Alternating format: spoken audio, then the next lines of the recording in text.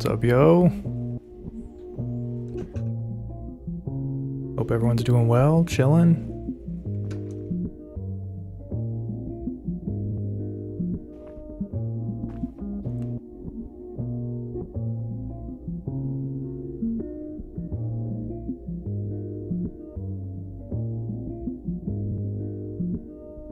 Hopefully the audio doesn't sound too jacked up. I'm telling you, from my headphones, it's like there's some kind of crackle going on, and I'm pretty sure it's this little freaking thing.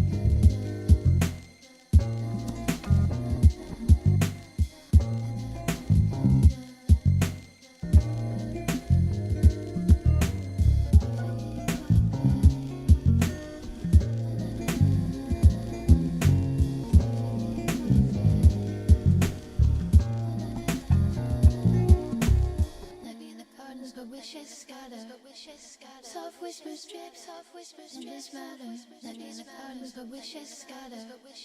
Soft whispers drip, soft whispers drip, matter.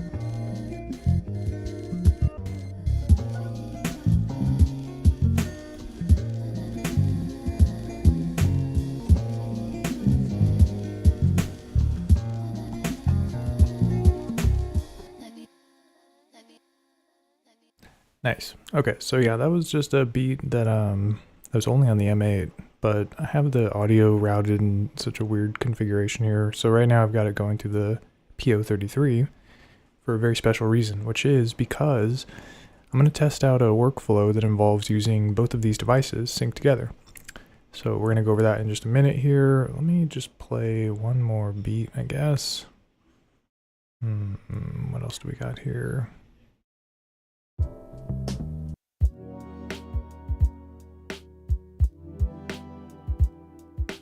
Not bad vibes. What's this one?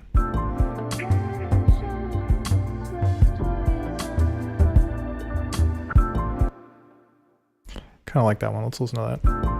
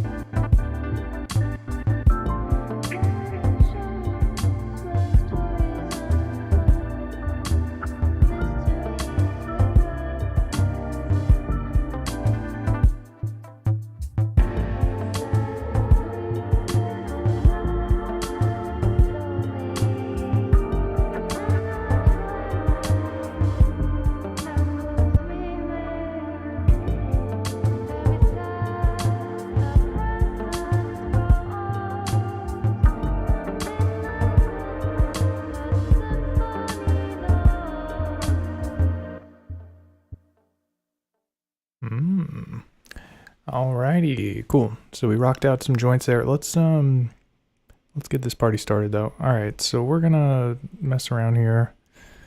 New project. And yeah, so the concept with this one is what we want to do is sync these devices. So I want to be able to have them play in sync. Press play on one, they both go, basically.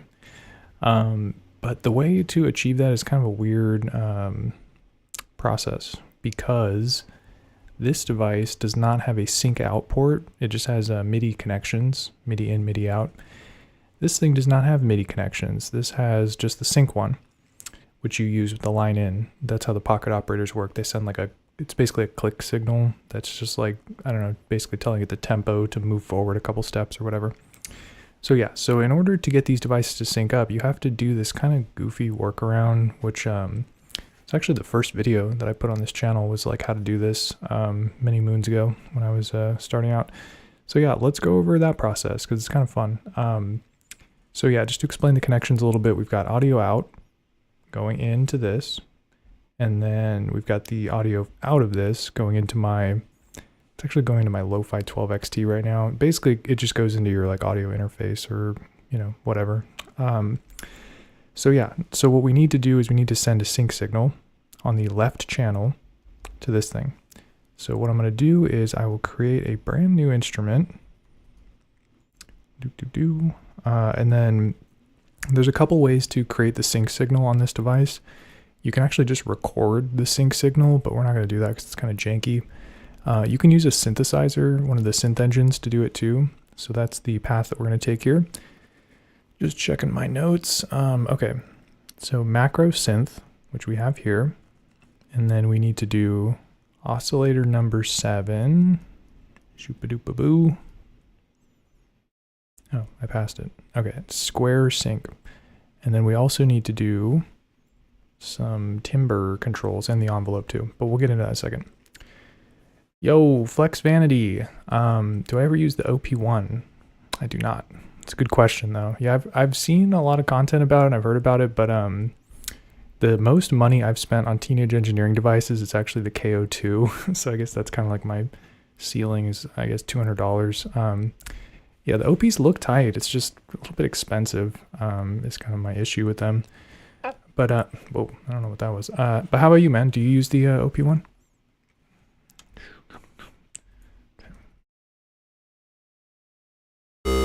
Oh my god, that was really loud. Dude, yo, DiBiase, what's cracking, man? Whoa, sorry. Hope that didn't clip too hard. Yeah, dude, DiBiase edition, but then I also got the waifu on there, you know what I'm saying? So we're, yeah, we're diversifying, basically. But yeah, I love this case, man. The colors are just, like, so sick. All right, so how the heck does this work? All right, I've got the sync signal. Oh, yeah, and then another thing I need to do is put it on the left channel, because that's where this receives the sync from, on the left channel.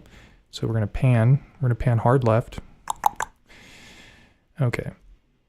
So now we can't hear it, which is good because it's kind of a big obnoxious synth sound.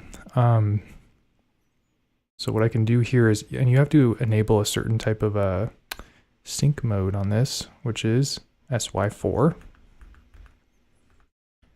Yeah, I already had it on SY4. We're going to put it there.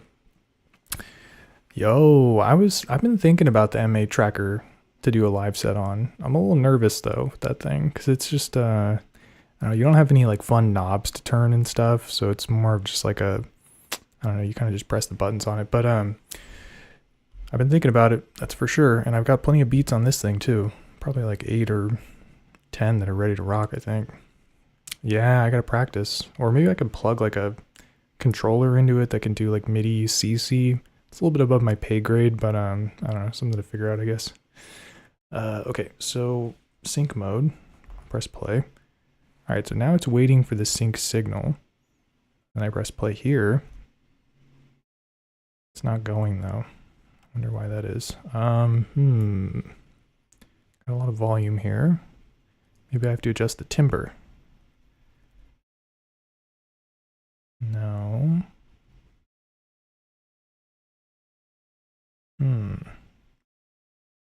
Kind of forget how this works. All right, so I got this working last night, I swear. Okay. Play. It's not moving. Oh god. Maybe I have to make this 7F super loud. Timber. I could turn up the dry too. Oh, yo, check it out. So now it's moving. But it's like not very consistent the way it's moving. It's kind of a weird sort of rhythm there. It should be going at 120 BPMs. Maybe I have to do... So I think there's like some envelope settings you have to change to. Actually, this is like, I'm not even making a beat yet. I'm just trying to get this freaking thing to work. All right. Volume. So it stopped moving when I turned the envelope on. It's not a good sign.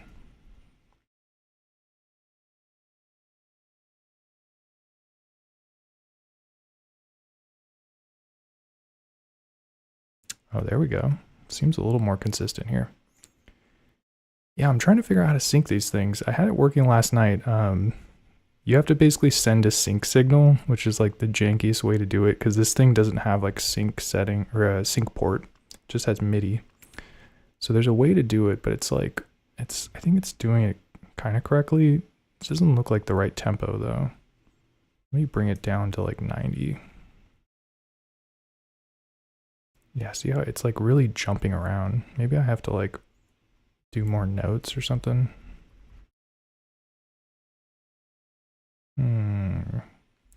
That looks too fast to be 90 BPM though.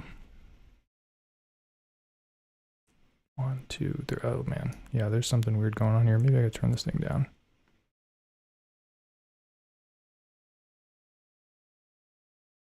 Oh shoot. Oh man.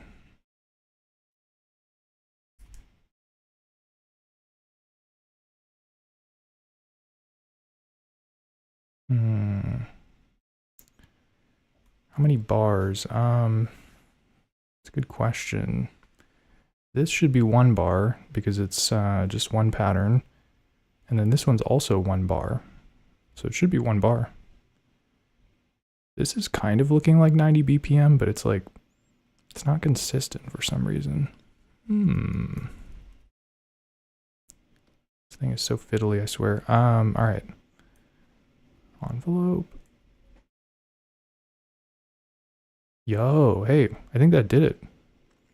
Dude, that's looking pretty consistent. That's looking mighty consistent. 1, 2, 3, 4. 1, 2, 3, 4. Yeah, I think that's 90 BPM. Wow, disaster averted. Okay, I need to like, well, I guess this video is serving as an archive of it. But yeah, basically you have to decrease the decay envelope, and then you put the notes in every other step. And this is basically just going beep, beep, beep, beep. And that's like the rate at which the sequencer goes, essentially. All right, and then that's on the left channel. But yeah, the cool thing is what we can do now is record some sounds into this and get it synced up. So maybe that's what I should have started with and not doing the square sync signal. All right, let's try this. 20. And I did have a sample in mind for tonight, so let's take a listen here. Songs to do. It's this one, Find a New World. And I kind of want to start it maybe a little bit later, but we'll listen to the whole thing first. Oh, whoops. All right, we'll listen to the whole thing starting now.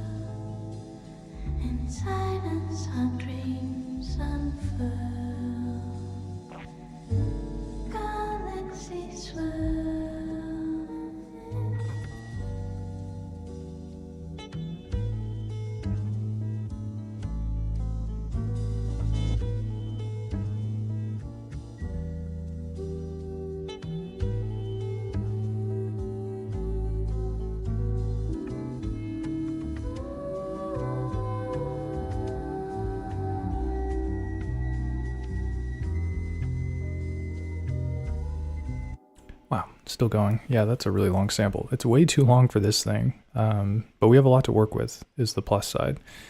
So yeah, I kind of want to vibe on that like last part, because I feel like that's where the sample chops would be pretty easy. But even with the vocals, you can do some interesting stuff. But yeah, chopping on this thing, the M8, ugh, dude, really not good at all, to be honest with you. In fact, I'll show you an example. Let's do a chop here. I'm gonna load up like a drum break or something. Drums break.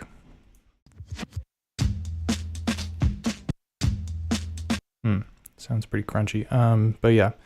So I mean, if you're doing like what you call it, where it's like auto slicing, it's pretty easy. You just set the number like 8. Boom, it adds the slice markers. Well, that didn't even do it right, but you get the idea. But when it comes to adding the chops manually, it's just like a huge pain in the butt. Oh, Red Rum Crow writes in and asks, why do you remove the keycaps? It's a good question. And the reason why I removed the keycaps is because look at that thin form factor. This thing will literally slide in your pocket when you take them keycaps off. But if you leave the keycaps on, it's like, it adds a little bit of height to the device and it kind of sticks. Yeah, it's fatter. Or it's flatter. Yeah, it's flatter. So with the keycaps, it's fatter. Without the keycaps, it's flatter.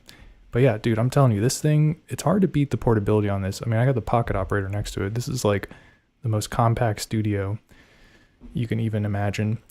Yeah, when you take them off, it's like, it's not that hard to do, to be honest. It does leave them a little bit exposed, I guess, but other than that, it's not a big deal. Okay, but yeah, I'm gonna show y'all how the slicing works on this thing, because it's like, yeah, it's not great. Yeah, basically you set these markers. You can press up and down to move quickly across the waveform, but then you can also press left and right to go a little bit more precisely. And yeah, basically you just have to like keep going through and like kind of doing this type of deal until you get all the slice markers in. And with a drum break, it's very easy because you can see the transients. So you have like highly visual cue, right? And then if you want to listen to the slice, you just press the play button. So this one.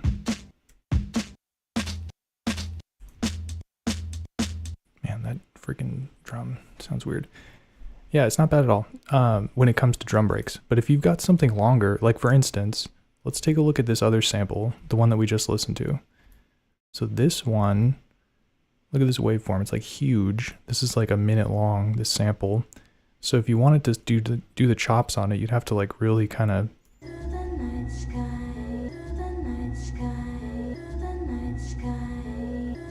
listen around and stuff.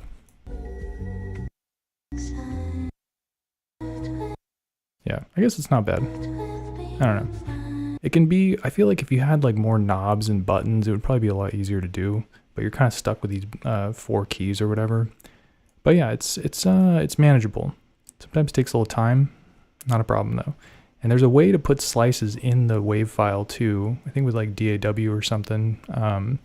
So that's another method that you can use to get down on this thing. But yeah, the screen on the Model 2 is, whoa, you have a loose screen on the Model 2? Dude, that's kind of weird. Yeah, we're fine. I don't know if the screen on this thing is loose, but I definitely don't like touch it at all. So, because I know there's like a touch screen interface, but it like smudges up the screen a lot, so I usually don't do that. Feel it. Ooh. All right. We're going in, dude. No, it doesn't feel loose at all. Oh, dude, these smudgy fingerprints are gonna drive me crazy, bro. Look at how, watch how OCD I am about this. I'm gonna get the little napkin, dude. Look at that, bro. Nice and clean, dude. It's ridiculous, but it will literally drive me crazy if I do not wipe these fingerprints off, so. No evidence, bro. Okay, yeah. The T, yeah, no, I appreciate it, man. Or no problem. Yeah, T prices are abusive, yeah, OP1, pocket operator. Dude, I'm telling you, their TP7 looks tight. The TX whatever the mixer is, that thing looks really sick too. DiBiase uses it. He knows what's up. But yeah, a little bit too much bread, I would say, for that one. But yeah, let's go ahead and get this sample going here.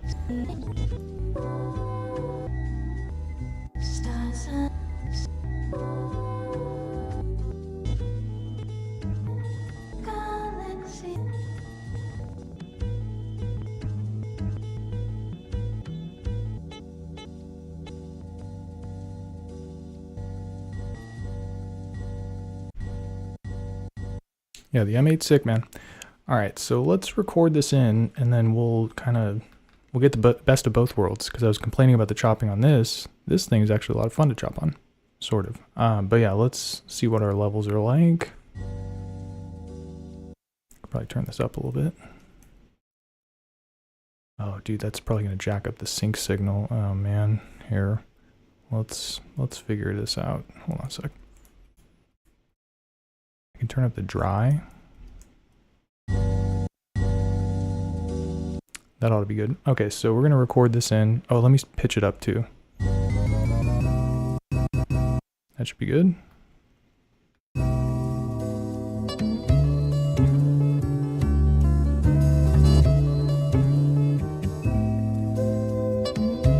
I think that should be fine.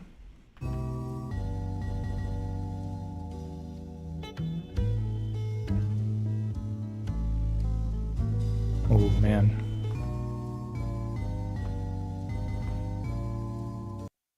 Yeah, it really crunches up the low end, which is very nice. Okay, so we're gonna copy this to my favorite little pad down here. Now it's chopped into 16 parts. Oh dude, yeah, that bass is sounding like really crunchy.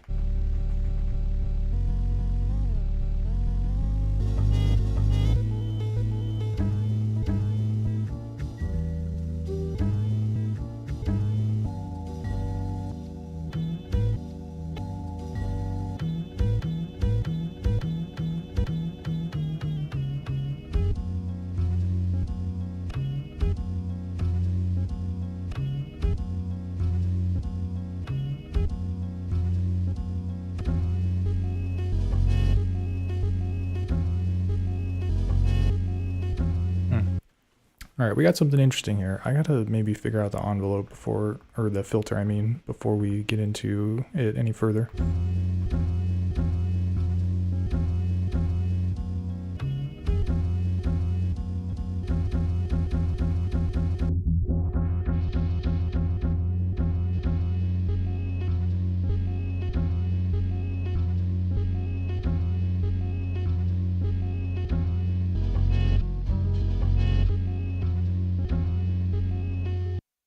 Yeah, the making chords by resampling. That's a fun trick. I gotta mess around with that. I don't do that too much.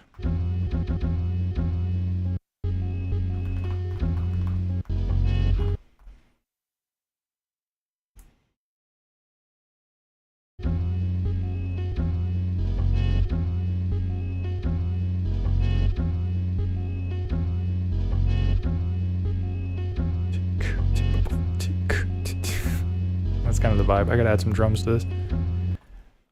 The trick you showed with doubling the sample for groves was awesome. Oh yeah, thanks man. Yeah, I didn't know about that groove thing until like pretty recently actually. And the video that I'm gonna do this week is gonna talk a little bit more about like some other micro timing methods, but I actually plan on covering that as well. So it'll be a more kind of succinct way to like learn how to do that kind of stuff. All right, but yeah, let's yeah, the grooves. Yeah, the grooves are weird, man. It's once you kind of wrap your head around it, you've got some cool possibilities, but it's not super easy to understand without a faithful guide, I would say. All right, so let's go to sampler, load up. Oh yeah. The DEL command is like it's meh. Okay, but yeah, I need some drums here, so let's take a look at our samples, drums. Scenario.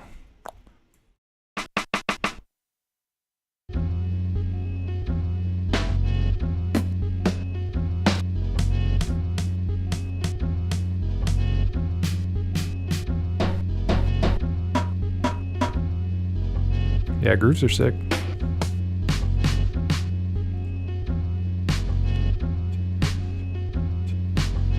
Alright.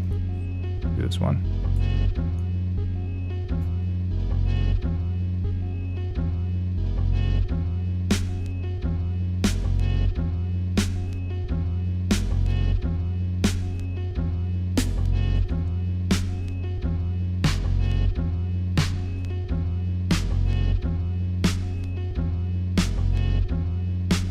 I mess around with the envelope on this too.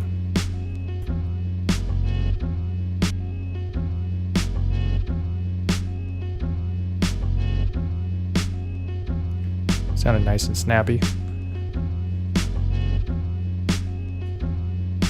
Boom, boom. We need a kick too. Yeah, the table hops and sequencing stuff. Yeah, I'm gonna be honest with you. The tables. Oh, close this out too. Yeah, the tables I haven't really messed around too much with, but there's some pretty wild stuff you can do. I've seen like some of Near Tao's videos where he's like doing some wacky, like, I don't know, interesting things with the table, basically. Okay, so we've got snare, we've got the sample looping. Let's get a let's get a kick drum in the mix here, and we can build out the kit, and then I can do some more sort of sample chop stuff in a minute.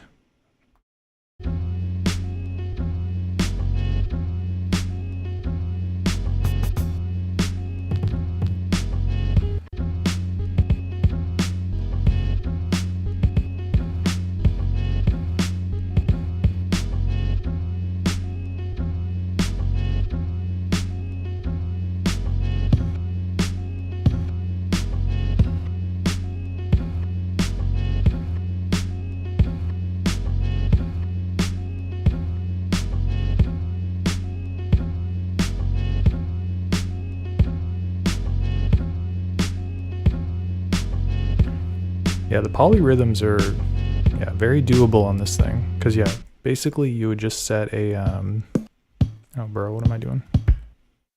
What is going on? Okay, yeah, you just do like the table hop command or whatever. Where's that thing? THL? Or maybe it's just called hop. Yeah, this will just take it back to the beginning. Yeah, so you can like build out this kind of interesting rhythm by having less than 16 steps or whatever. So yeah, the hop stuff is cool for polyrhythms. Easy, very easy. But you could do it with groove too.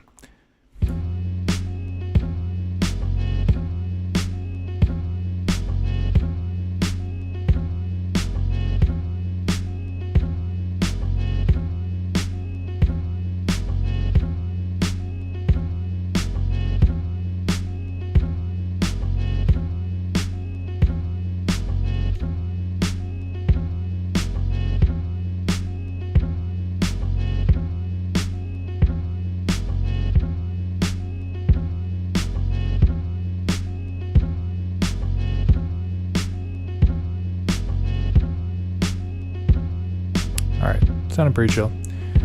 Let's do a hi-hat next.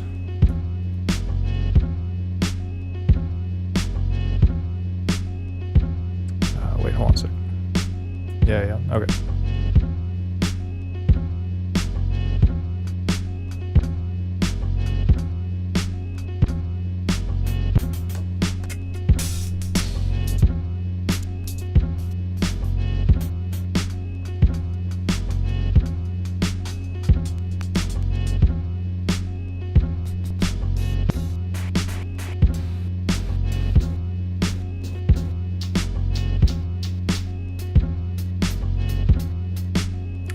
Nice, I like that. Oh.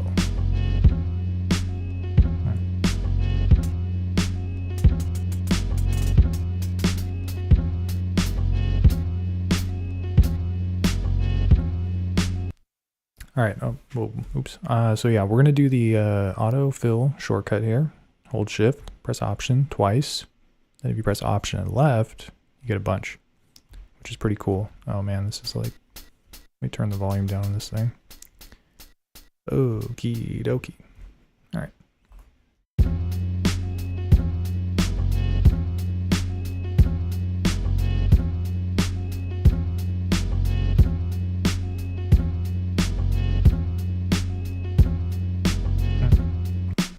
All right, I know what you're thinking. J Immaculate sounds pretty uninspired. It's just a bunch of every other note type hi-hats, but we can jazz it up. And we're going to do that.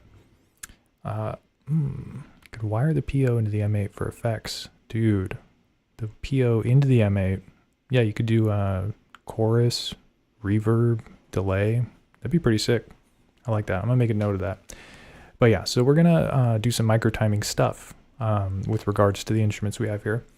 And we were just talking about the groove settings, which you can use, but there's another micro timing method that I like even more, which is a little bit more complicated, but it's also a lot cooler. So this is going to be a table configuration. I need to pull up a picture of it because I do not have it memorized yet, but oh wait, actually, I got a better idea. So I created a little preset that we can load up that'll make it easy for me to copy and paste it. So we're going to do, hold on a sec, load, micro time, you better recognize. Okay, so we got the loaded up. All right, what you're looking at here is a complex table configuration that I did not invent. I copy and pasted it from the World Wide Web, so you can thank internet for this one. But yeah, basically this is something I found in the M8 Discord, created by user Impbox, so big shout out to them. And essentially what this table configuration is doing is it's got all these tick FF values. It's probably a little hard to see on your screen, but what these are doing is it's basically delaying the triggering of the note by 5 milliseconds, which is very specific. Yeah, so I saved the instrument as a preset, so it's just the table essentially, because yeah, there was no instrument, it's just blank. Because yeah, I don't really want to have anything else built into it, just the table. But yeah, so each of these table rows is 5 milliseconds. 5 milliseconds, 5 milliseconds, 5 milliseconds, etc. until it gets to the bottom, and then it plays the sample at full volume. So what you can do with this is you can copy and paste it, shift, option, option, option, option, and then I'll press option again, just pressed it 100 times. And then let's bring it to the hi-hat. Right, and then I'm going to do shift edit to paste. So we've got the table configuration pasted, and I didn't even have to build it from scratch. How easy is that? You only have to do that once if you save it. All right, and so let's take a look here. I'm going to play the hi-hat track. And you can see the behavior of what it's doing on the table. Basically, it's starting at the top. It gets to this hop 01 command, and then it resets, goes back to the top. So it's, I don't know what it did there. So it's not doing any kind of micro timing, but we can issue commands in the sequence to have it start on some of these other rows, the rows that are beneath it. So this first one is 02. So we're going to do that first. And you do this with the table hop command, THO, 02. And then let me do this on all of them.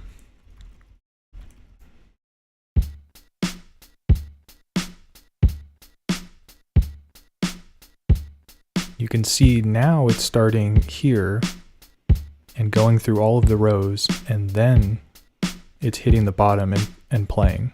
It's doing it very quickly though, because each of these rows is 5 milliseconds. Yeah, try counting to 5 milliseconds. It takes very short. So it's pretty cool. And now what I can do is so let's hear what it sounds like quantized. This is completely quantized.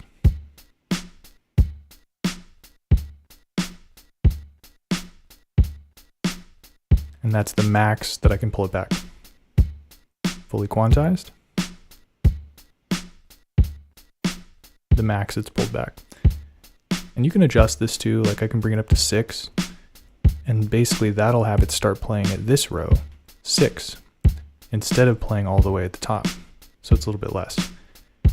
Yeah, and then for the randomize, I'm not entirely sure how to have it follow the parameters that it needs to be micro-timed. But you can definitely change certain values. I have these ones coming in a little bit later, this one coming in earlier.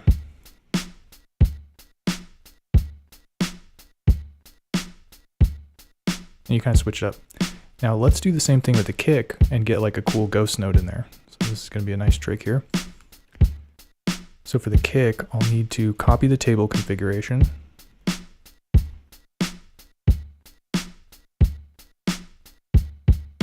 Paste it in.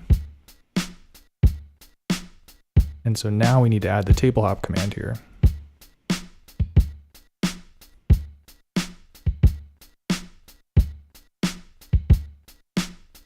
Yeah, THO.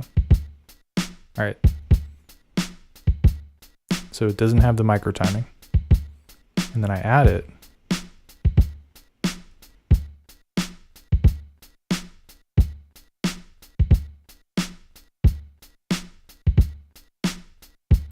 And you can combine it with delay as well, DEL.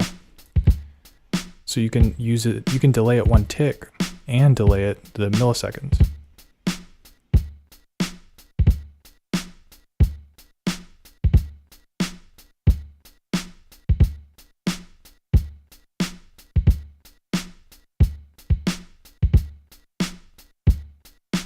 Try this one.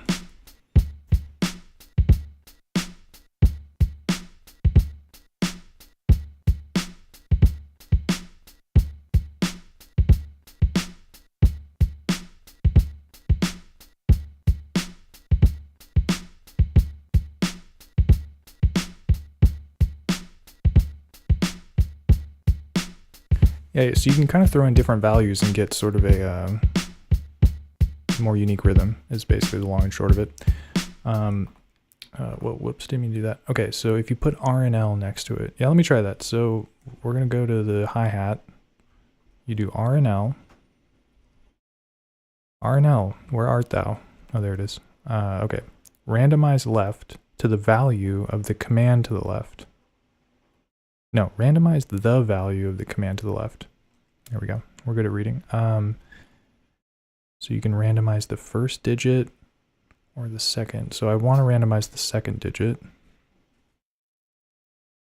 And so what you're saying, Red Rum Crow, is if I put all these in here, it'll randomize it.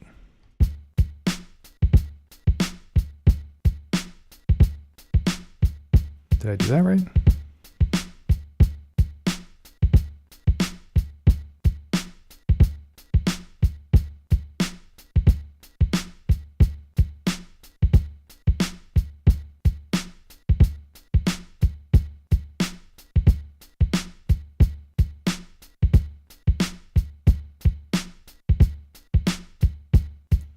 Yeah, I think it's randomized in the, yeah, I think it's randomized in the swing. It's hard to tell though, and I'm just not really familiar with the R and L command. I'm gonna have to play around with it though. I'm gonna make a note, R and L. I think there's some fun possibilities there. Cause yeah, if I could have kind of a tighter randomization, I think it would help just kind of add the swing and stuff without needing to program every single thing. It's hard to hear, man. It's definitely hard to hear. All right, let me remind myself where we're at here. Oh, wait, hold on a sec. Play.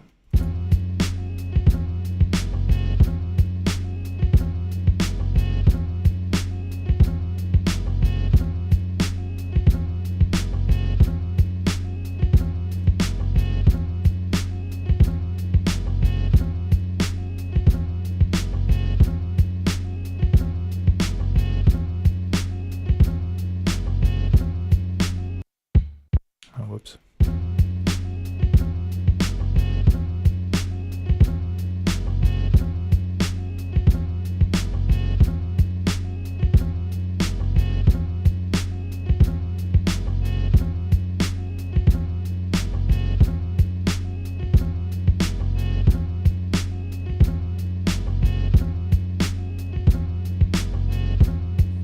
Bring the hi-hat down a little bit. Sounds loud.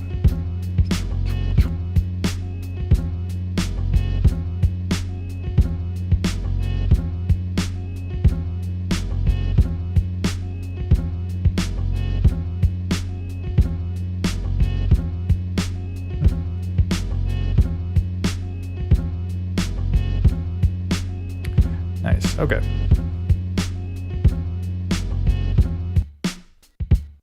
And yeah, we were just grooving off of the simple pattern that I created, but we can also add some different chops. So let's try selecting a new pattern and just jamming out on it.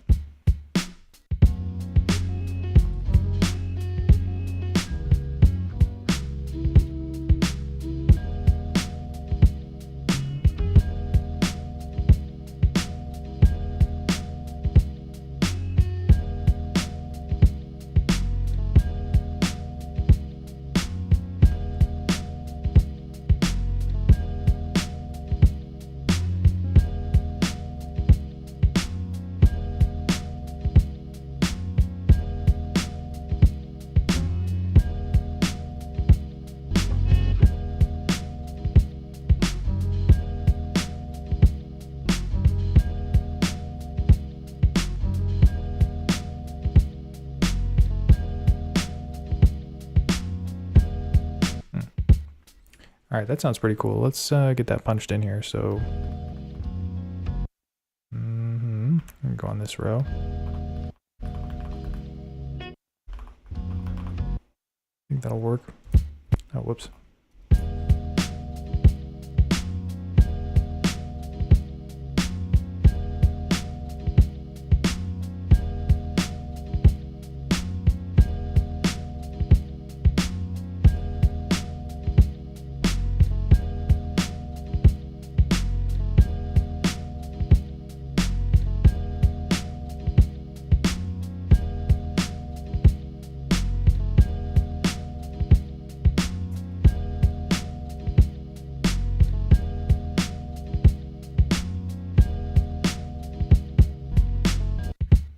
Oh, yeah, kind of easy to get these things out of sync. You gotta really be strategic when you press play. Okay, so...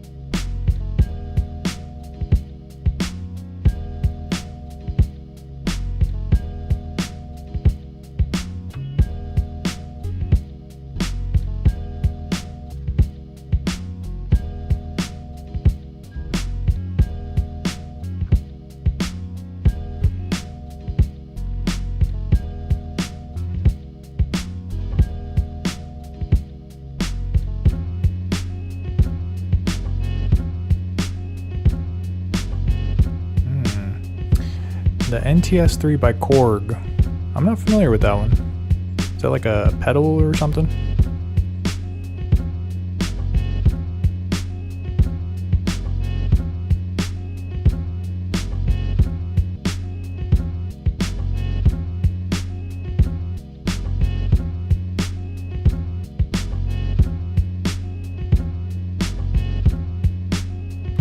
Ah, MIDI.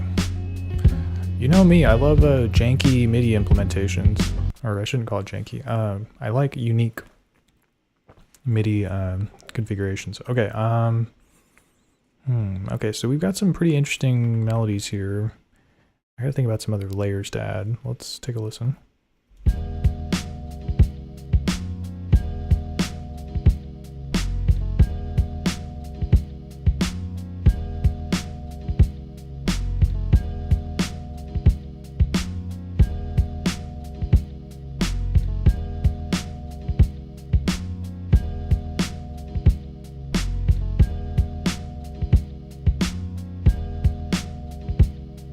Dude, sounds sick. Yeah, I'll check it out.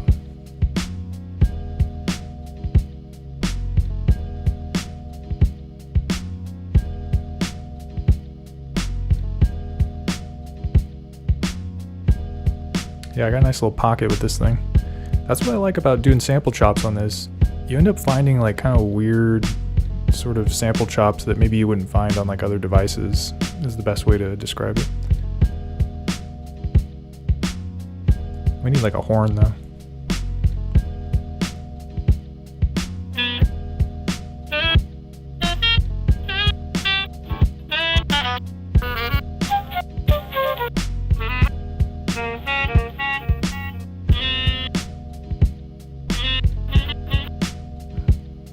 This thing's loud, eh? I don't think I can turn it down. Oh shoot. Oh man. Totally screwed that up. Oh yeah, stutter effects, glitchy stuff. That sounds dope. Dude, I did it again. Oops. Alright, so press play. There you go.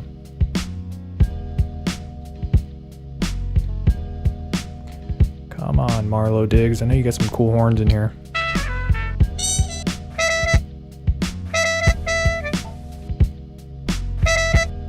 Dude, I feel like this would sound sick, like really slowed down.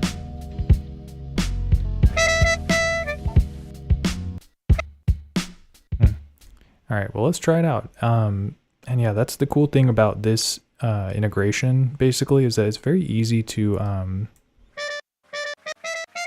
it's very easy to record sounds into the PO, which is good because the PO doesn't have like, an SD card with like a million samples on it like this thing does. So let's pick a new sound slot. And then we'll record it in.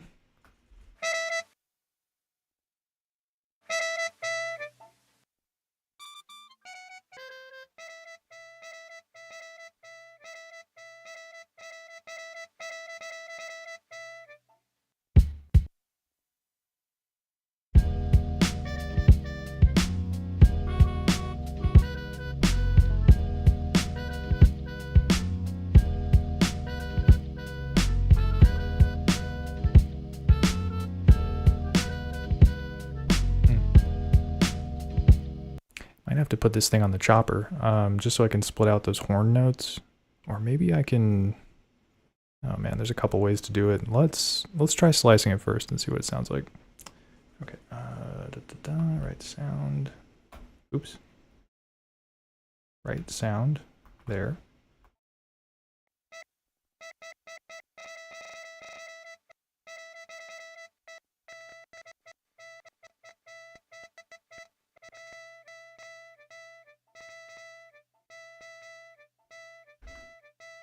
All right, that should be good. So now we press play here.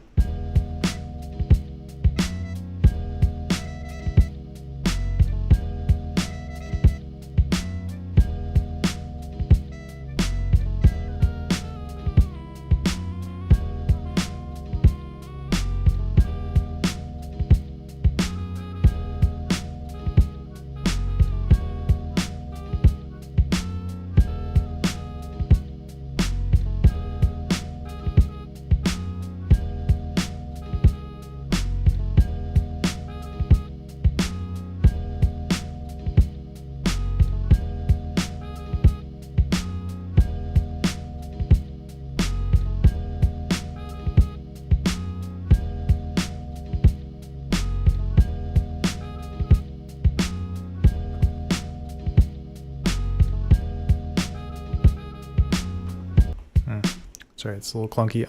Okay, I think I got the horns in the right place, maybe. Let me just double check here.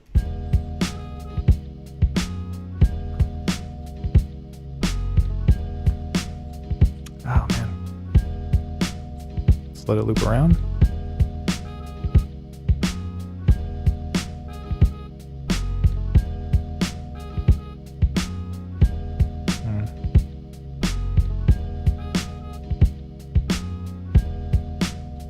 I don't know exactly where I want it.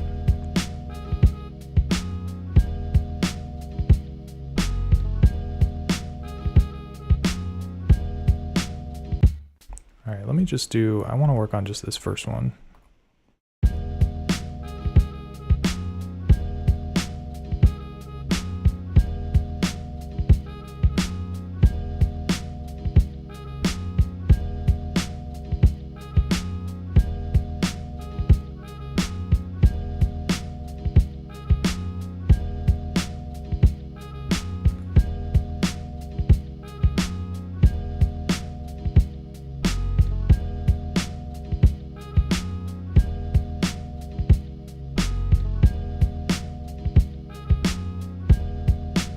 It's not too bad. All right, so next up we've got, I could try playing the horn at like different pitches too. I'm just gonna mess around with that for like a second.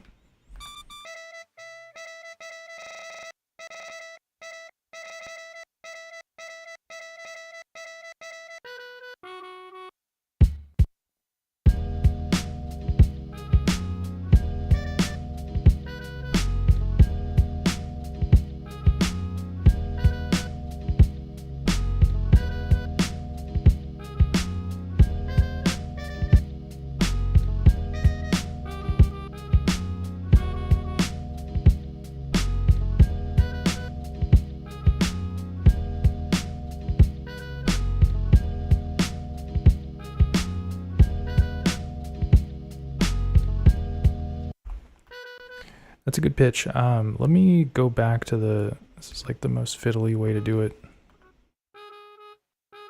And then we'll change the pitch here. Whoa.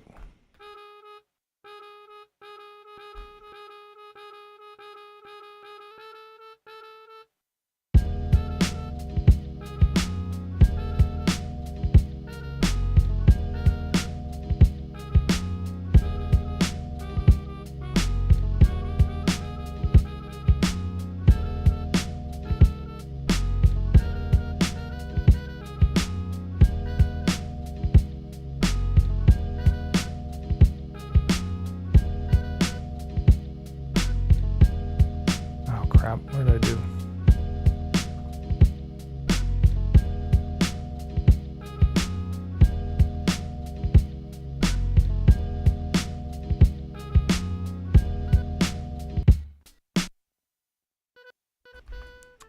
Oh, I see. Yeah, the implementation here is questionable. I will say that much, but you get some really cool sounds, so we're messing around with it. Okay, let me see if I fix that right.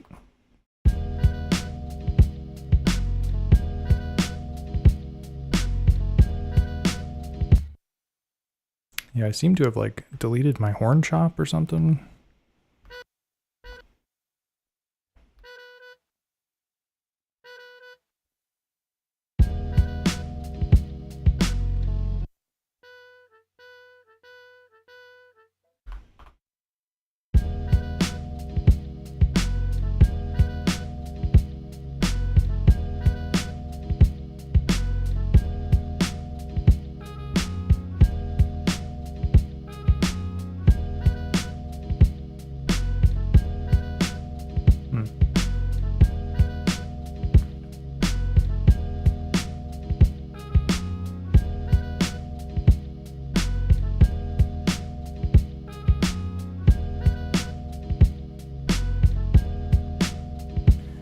Not so bad. Okay, so I think I want like a piano sound next, I guess. See if we can find one.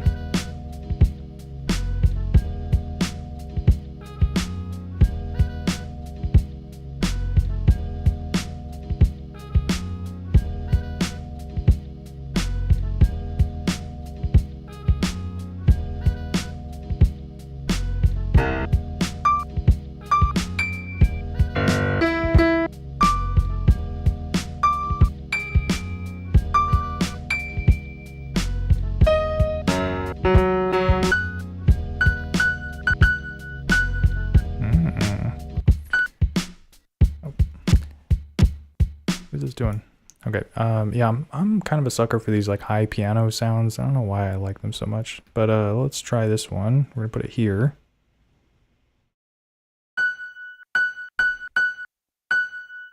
Levels sound good.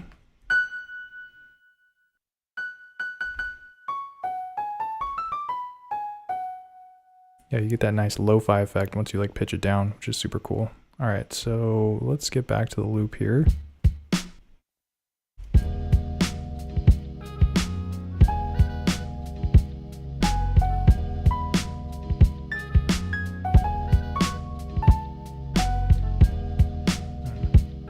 Gonna lower the pitch down too.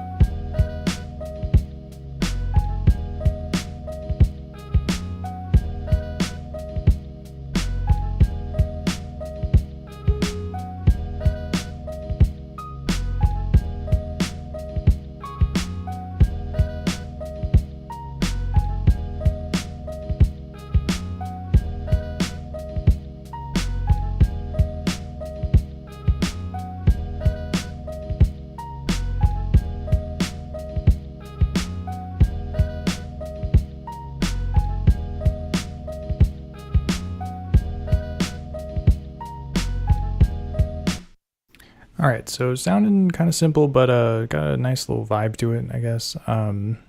Next instrument we want to add, and we've got plenty of room to add instruments. What should we do here? Maybe some kind of percussion loop, I guess.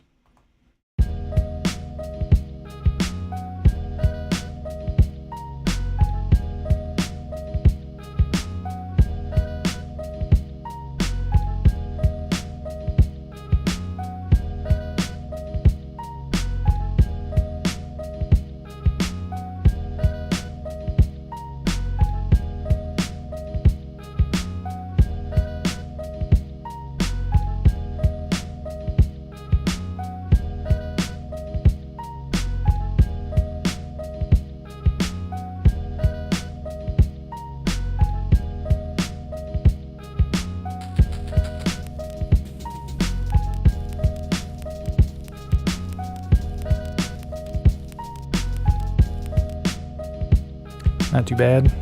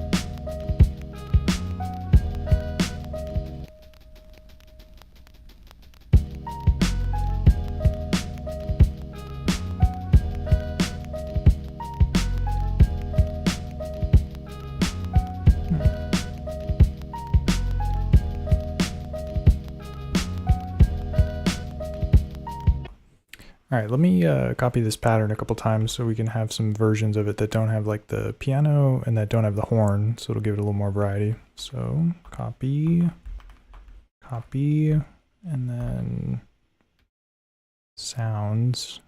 This is the piano.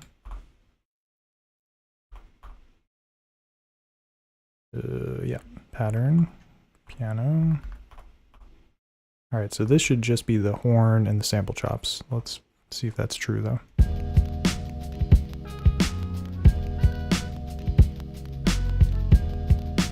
Yep. All right, and then we're gonna do a similar version, but it'll have no horn and just the piano.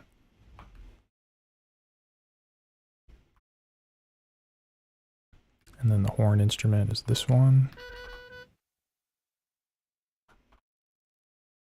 Yeah, these lit up pads are a little hard to see.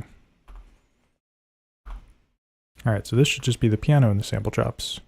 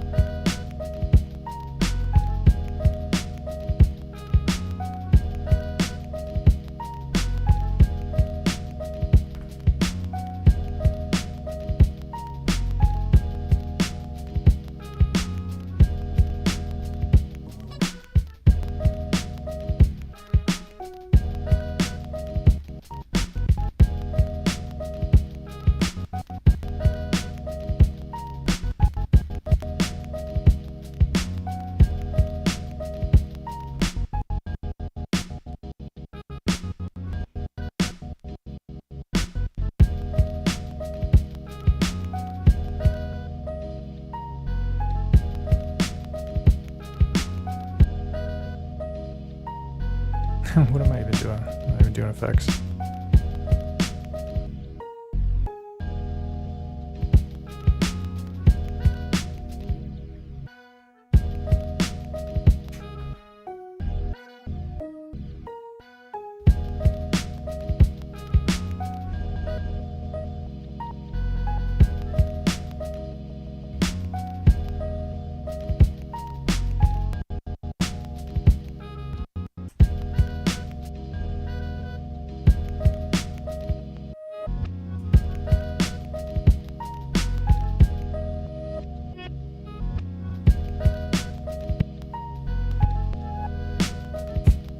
Getting a little wacky there, but yeah, punching effects, always fun to mess around with.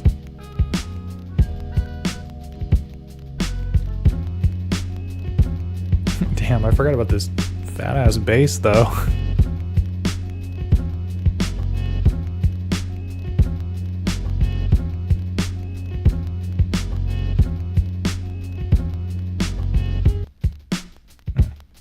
Let's gonna add a B section of that.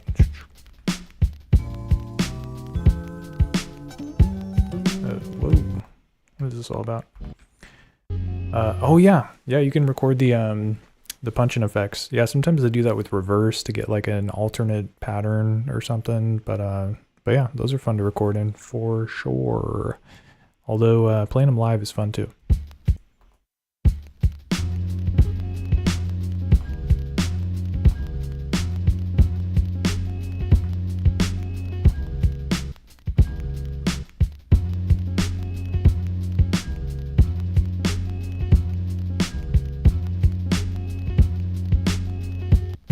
What is this one?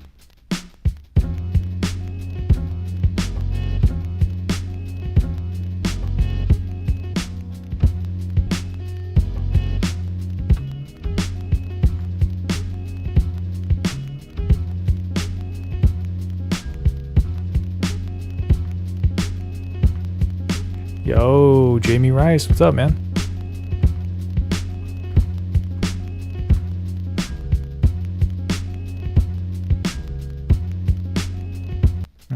All right. Copy that one because I want to have a version that doesn't have this note at the end.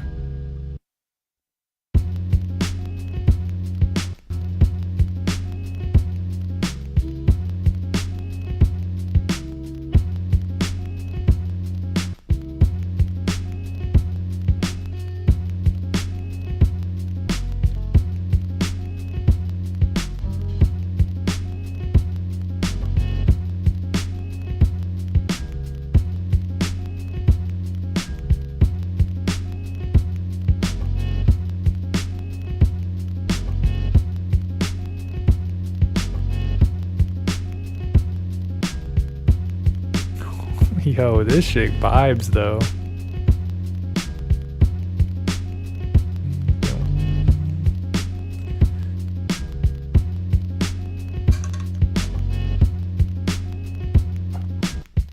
All right, let me check up in the chat here. Oh yeah, copying the tracks. That's a good way to get the automation dialed in for sure. Jamie Rice writes in and asks, how did it take you to get acclimated to the M8? Thinking about which hardware to dive into first, M8 or Lo-Fi 12 XT. Okay, so I'm gonna tell you the honest truth here, and it's that the Lo-Fi 12 XT is probably gonna be easier to wrap your head around. I'm not sure what kind of background you come from in terms of like other devices you've used and stuff, or if it's your first hardware. But yeah, Lo-Fi 12 XT is like you've got the pads that you can jam out on, and you've got like a lot of basically expressive performance options, ways to record into the sequence and MIDI implementation, all that stuff. You can do a lot with the Lo-Fi 12 XT. So it's a great like starting point. The M8 is like kind of tricky. I feel like it's got a very unique like workflow when it comes to these like vertical kind of tracker types, ways that you create music. So yeah, this one can be a little trickier. I would say maybe get comfortable and familiar with the Lo-Fi 12 XT, and then once you've kind of gotten your reps in, you could try to wrap your head around whatever madness is going on this thing. That would be my advice. But yeah, man. Yeah, what kind of stuff do you use? Do you have any other hardware that you've used previously? And then Sidesi writes in and asks, what's up with the M8 buttons on yours? Yeah, so the buttons, I was talking about this earlier. Excuse me. I was trying to make it as thin as possible. So you see how low the profile is when you take the keycaps off? It just like goes in your pocket a little bit easier. So that was kind of my idea when it came to taking the keycaps off, was I just wanted to be able to slip it in my pocket easier.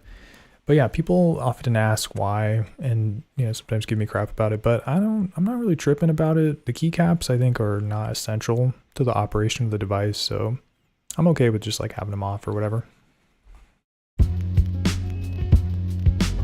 Yeah, that's all I'm saying. Look at that. Boom. Super thin.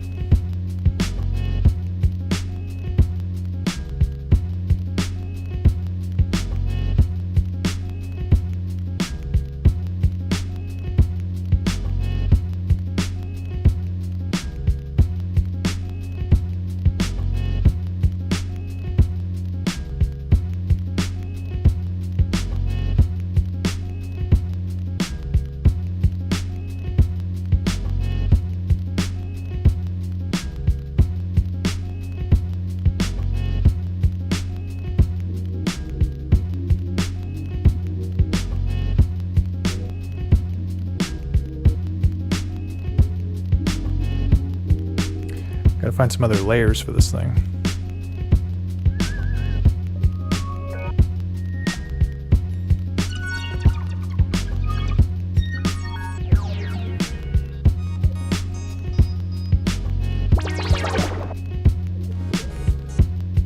We're talking about the poly.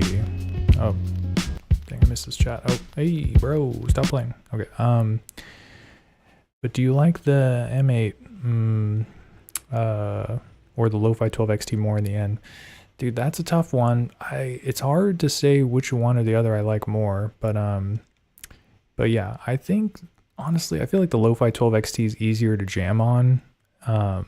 So I think I like it more, but the M8 is just so great. It's such a utility device. Like literally put it in your pocket and like, if you're laying in bed, you could like make a beat basically. You have no excuses when you have this thing. Yeah, so I think the Lo-Fi 12 XT is like pretty cool. I like it.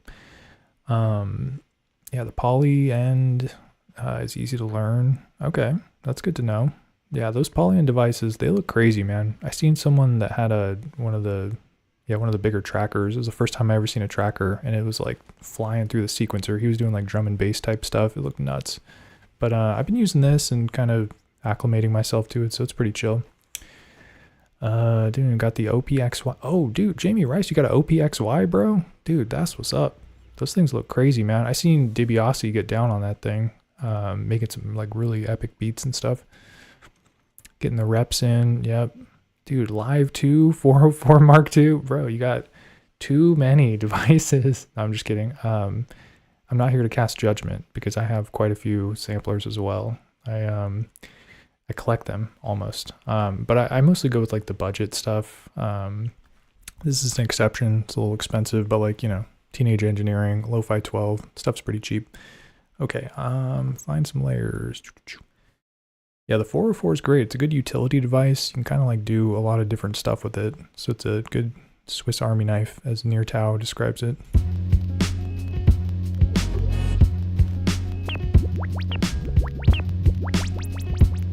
Yo, that sounds kind of sick though.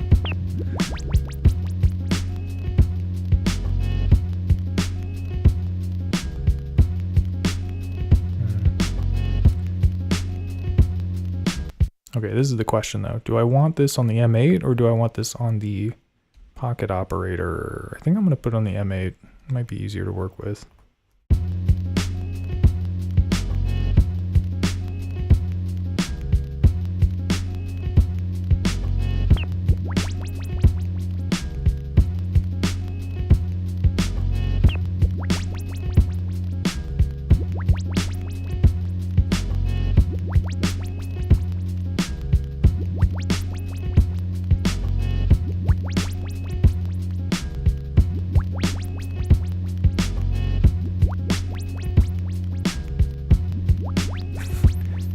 how low can you go?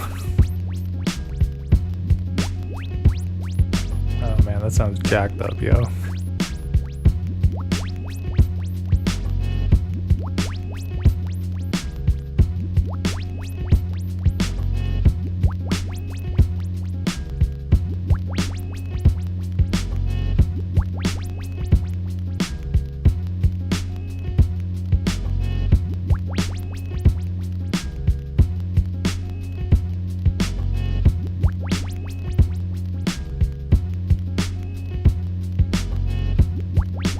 Nice. Okay, that sounded pretty chill.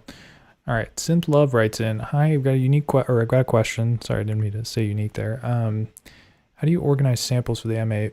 I really want to have some sample packs with instruments named like as tracks on Digitact, but I really don't know how to manage them." Yeah, there's like, you know, with any kind of sample library, you kind of have to like make decisions about how you want to organize stuff. And I'll show you the way that I did it. In fact, here, let me see if I can get this like M8 screen thing up so you can like kind of see it better. Give me like 1 second here.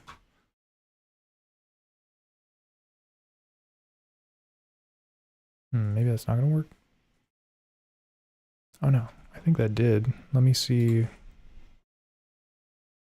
All right, so on your television screen, you should be able to see the M8 screen a little bit bigger. Over here, let me make it smaller so you can see me push buttons too. All right, and we're gonna cover up the Pocket Operator for a second so I can show you this. All right, so the way I have the samples organized is as follows. Sampler, load. All right, so I've got this root folder, if it could so be called. And here I have, there's a folder called samples, and then I have other folders too. And these are the ones that I download, like the sample packs and stuff.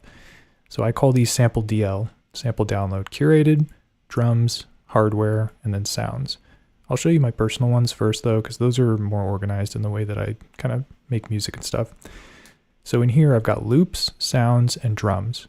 So drums are separated by the type of drum. So I've got, you know, hats, kicks, snares, and then there's percussion, which is perk, fills, drum breaks, and then toms, which I guess I could technically call perk, but I just don't do it.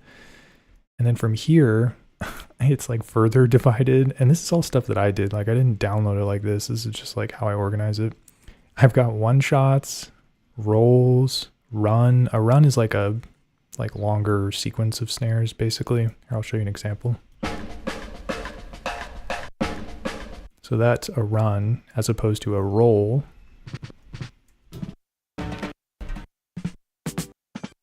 Like that. And then the one shot has like the most. So these are all just named snare 010 or 11 or whatever, all the way down to like however many I have. I don't know what the heck this thing's doing here. But yeah, so we've got all the way to 159, and each of these folders has 10 samples in it. They all have 10 snares. Yeah, and then the same thing goes for like the kicks. Got like 1 million kicks, and they each have 10 samples in them. So yeah, I'm like kind of a weirdo in such a sense that I like have it organized in this way. This is a little bit too much, I think. And then the other aspect of it is sounds. So these are just like instruments, basically. Guitar, horn, organ, Rhodes, spoken word, video game effects, vocals, trumpet, whatever. Nice, very cool.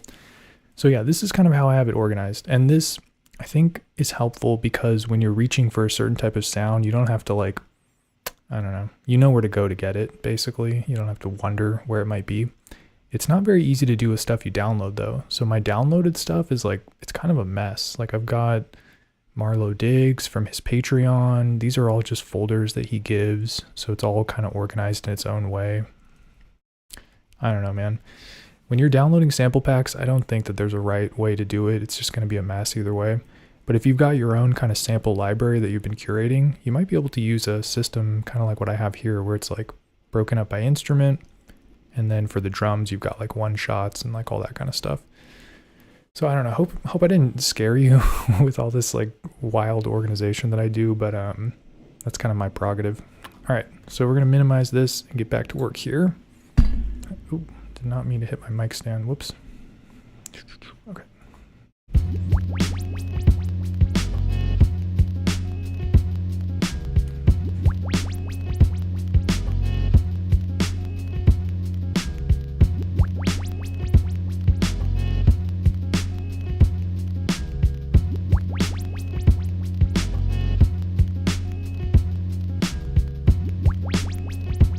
Dude, heck yeah.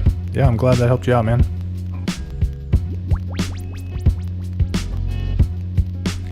Alright, what else do we want here?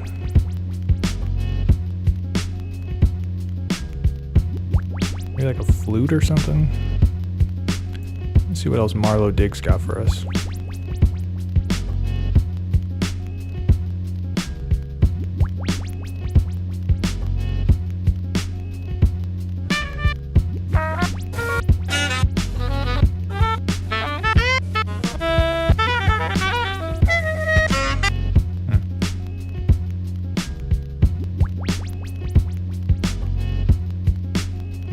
Flute, there we go.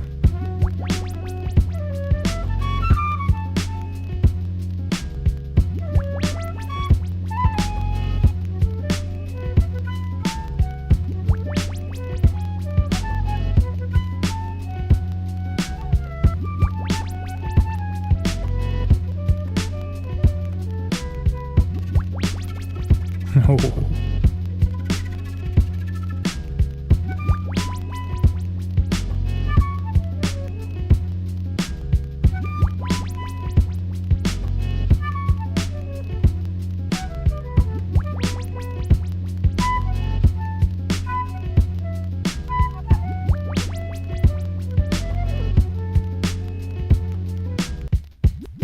This sounds freaking funky though, dude. Let's take a look at this waveform. Well, you can't really see too much, but yeah, take a listen to this thing.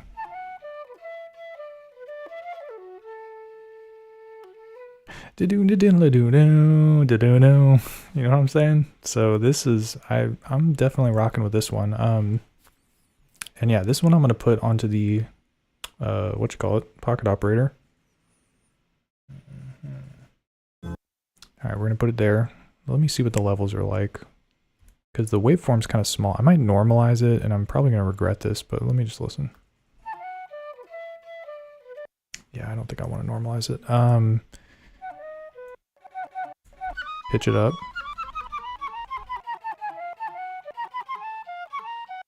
All right, and then I'll just make it a little louder too. All right, we're gonna record this in.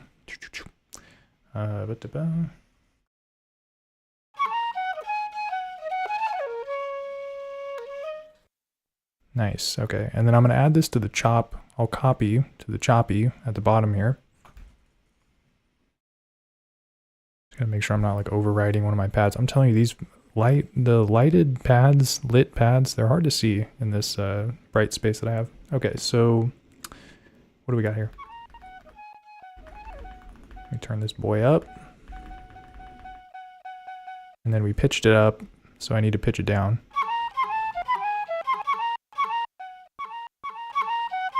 Two, three, four. So I need to do 4.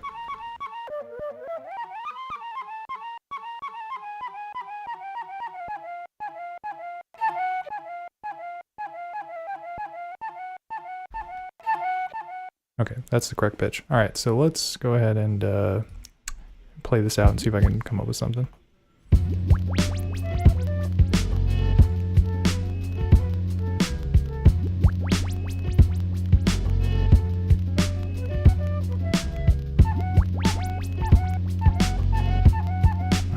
I forgot I have to do one more thing, which is I need to make the chops correct. So let's do the trim.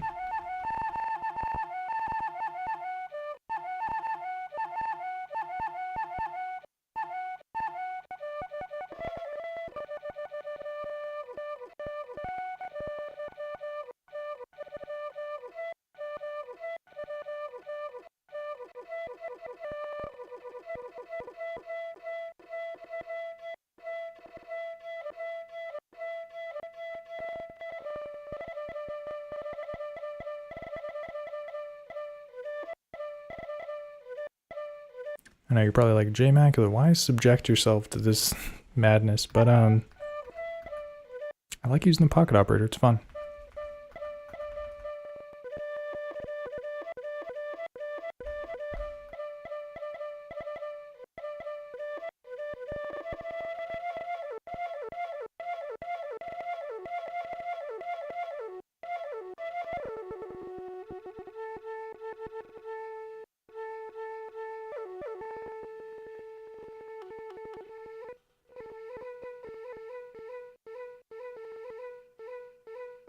Alright, I think we've got these in.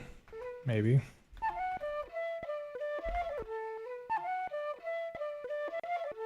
Nice. That sounds pretty sick. Okay.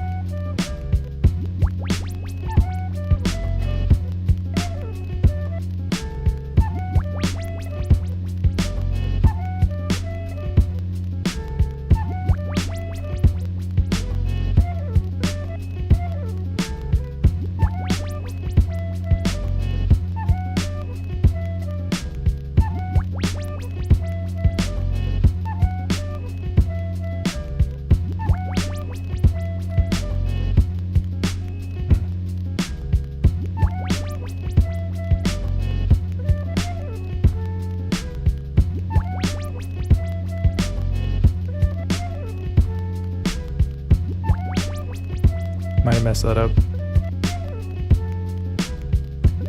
Definitely messed it up.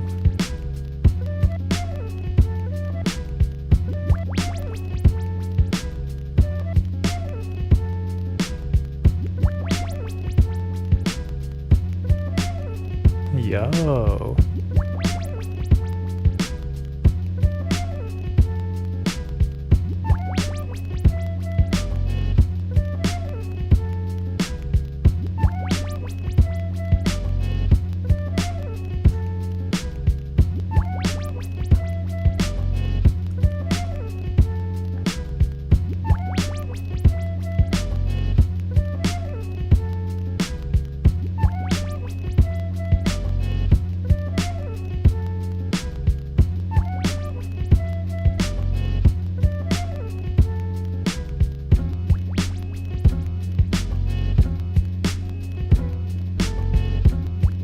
Hell yeah.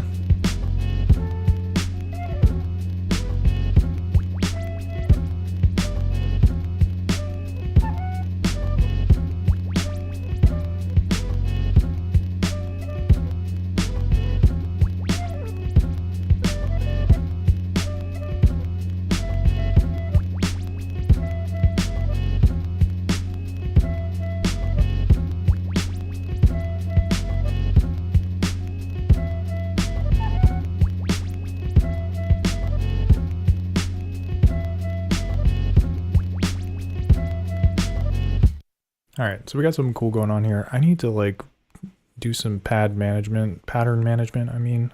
So I gotta scooch all these over, because like right now I want to have, oh man, it's probably hard to see. This one, I want to have two of these, and then this one and this one. So I want to move this one here, and then this one copy and have it here. This is where it gets complicated. I'm probably gonna screw something up here, so say a prayer for me. Alright, so write pattern. Alright, so I copied that one. Now I'll copy this one. Okay, now I got this one. Okay, let's see if I did that right. So what I should be able to do is hear this one twice, 1, 2, and then play this one. Whoops.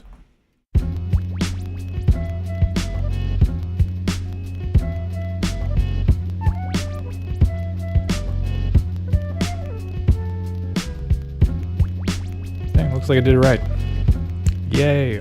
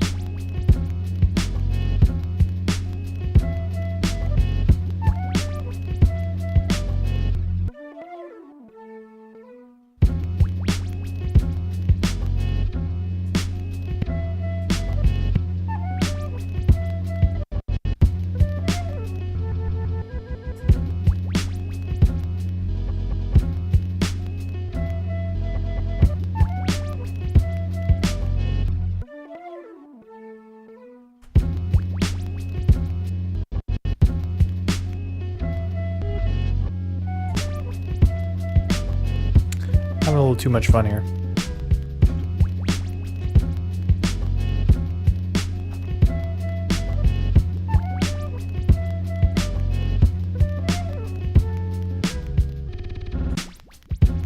That sounded kind of crazy.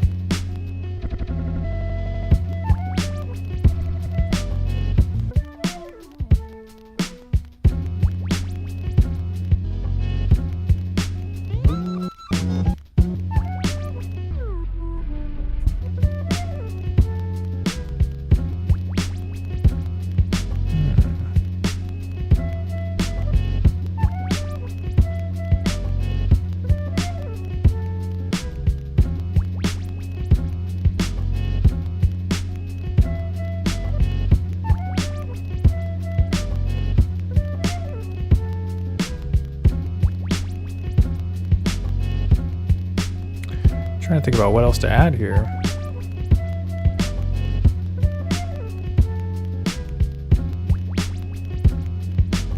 It's got to be something.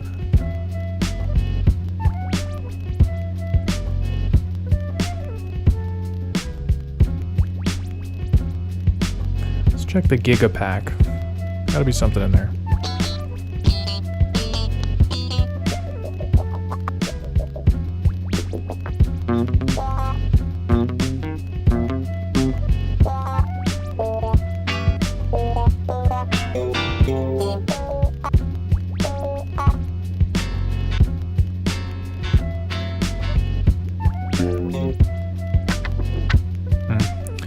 Alright, we're gonna check out some other stuff here. Dave40co.uk. This guy's savage.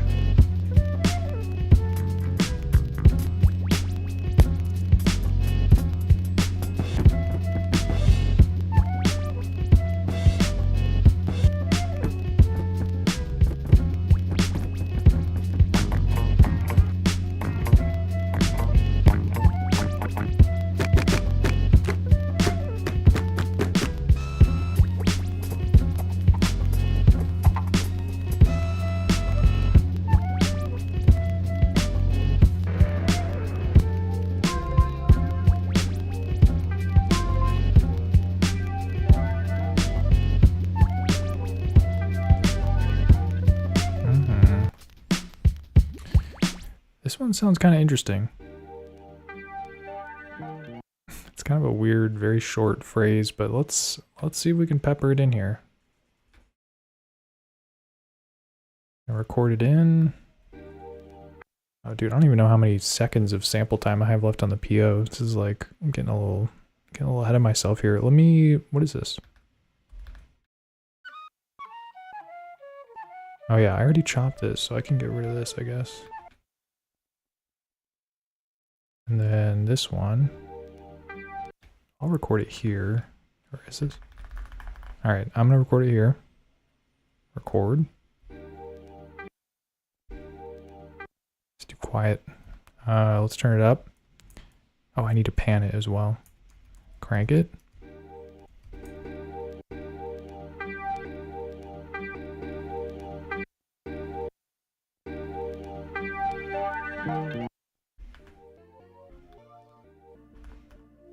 It's very quiet.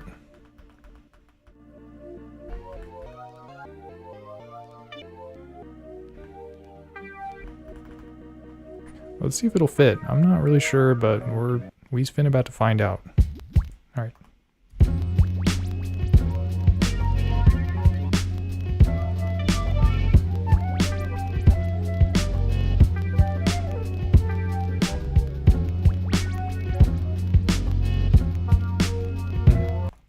Let me fix it up really quick though. So I need to, I kind of just went on that. Bow.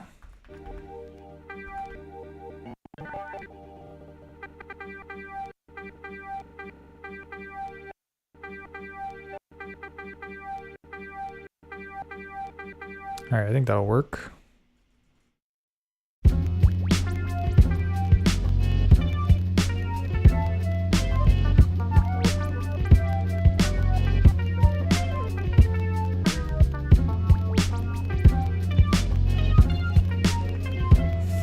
Maybe not, I don't know.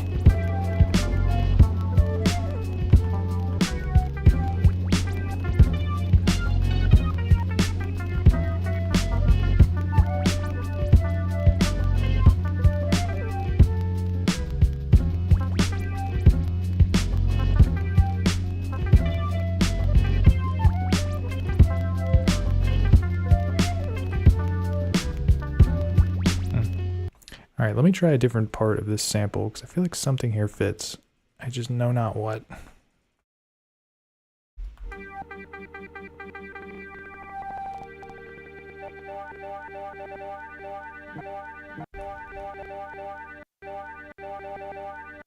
Maybe this part.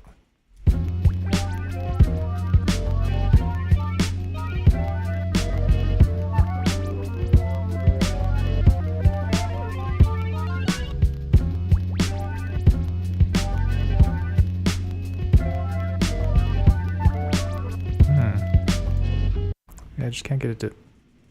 Oh, sorry. Can't get it to fit in. I'm not sure what's going on here. Just a bad sample, I guess.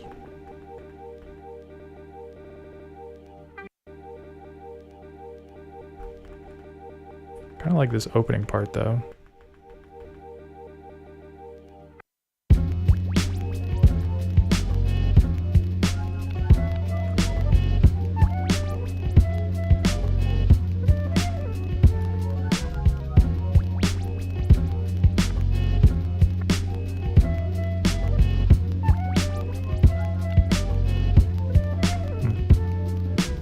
Maybe with a filter on it?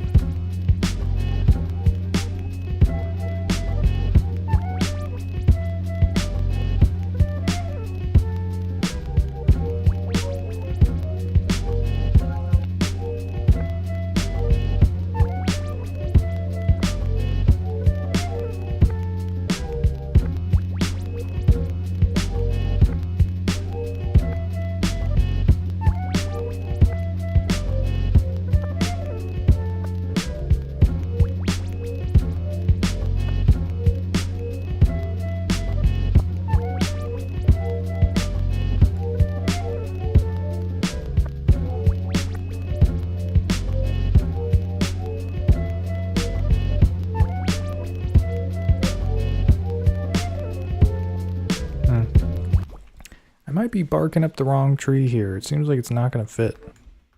We're going to delete it. That's the beauty of the pocket operator. Boom. Snap. Oh, sorry. Hope that didn't clip for you. But yeah, you snap and it's gone. All right, let's find something else.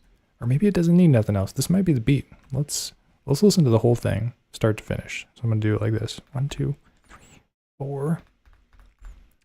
And then like this, this. So that's 16 bars. Or yeah, I think so.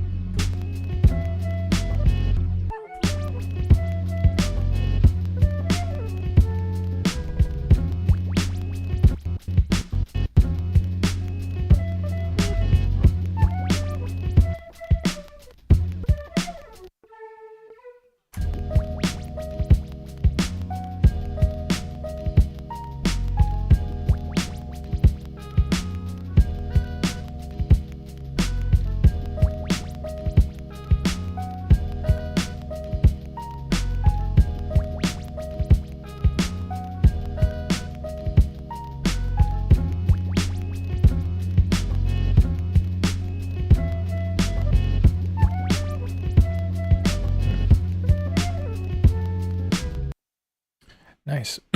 Okay, so I feel like that's kind of the extent to the workflow of these devices. You kind of just build like a simple pattern on this, make the drums on here. It's kind of the way that I do it. And then come back to this and add some variations and other layers and stuff. So we got the piano, the flute, the horn, and then on this thing is basically just the drums and this weird FX sound. But yeah, that's it for this beat. Trying to think, maybe I'll play something else, or let me save this actually before I forget. Stream or oh, didn't even spell that right. STRM. And then today is the 4th, 0204. All right, save it. Yeah, and then save it here. Okay, and then let's listen to some other beats. Why don't we? So we've got M8. Oh yeah, this one. I was playing this at the beginning, but I'll play it again. It's pretty cool. Let me in the gardens, but wishes scatter. Soft whispers drip, soft whispers in this matter. Let me in the gardens, but wishes scatter. Soft whispers drip, soft whispers in this matter.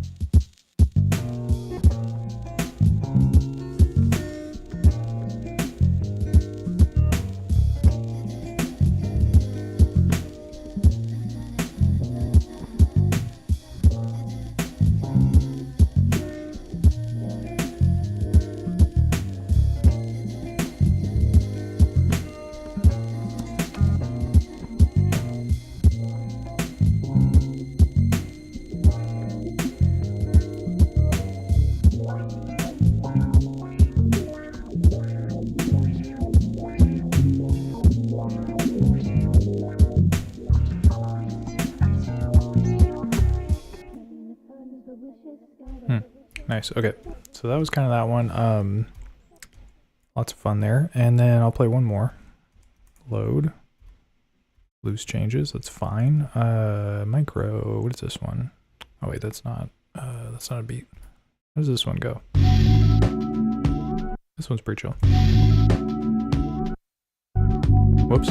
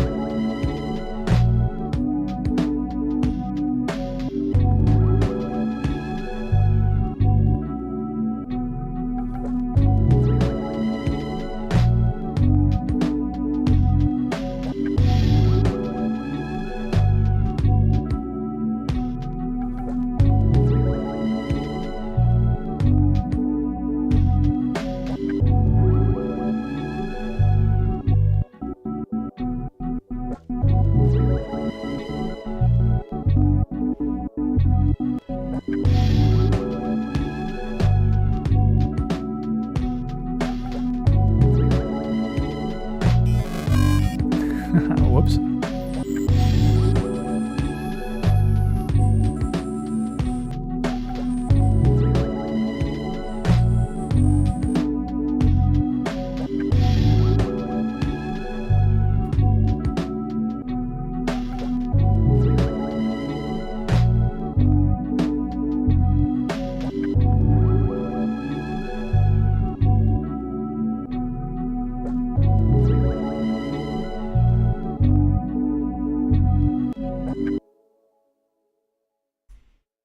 Nice, and that was that one.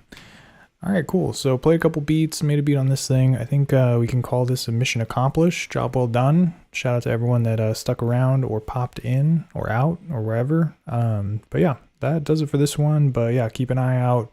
Probably do another stream this week, and then yeah, Sunday is when the video is coming out, which is going to be about the Dirty Wave M8. So if you're interested in that, feel free to tune in, check it out. But that's about it for this one. Hope to catch you all on the next one, and peace.